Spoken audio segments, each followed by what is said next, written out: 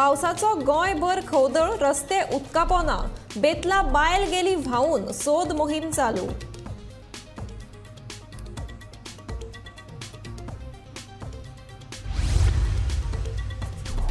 यान फुडें मळ्यान येवची ना बुट्टी, सांगता मुख्यमंत्री Pramod Sawant. Flood water pumping स्टेशनाचे केलें उक्तावण।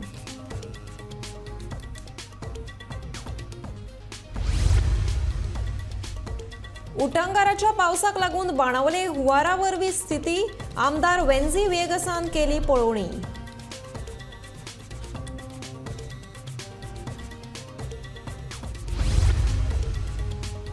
भांगरा पदक जैतिवंत खेळगड्यांक दितले सरकारी नोकऱ्यो, मुख्यमंत्री प्रमोद सावंताचे आश्वासन।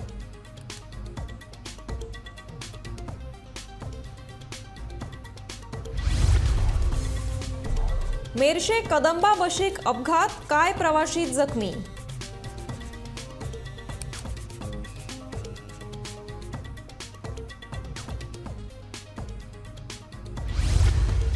आणि जनता दरबारान लोकांच्यो समस्या आयकून घेवप की ताचेर फोग काडप, समाज वावुरप्यांचो मंत्री काब्रालाक प्रश्न।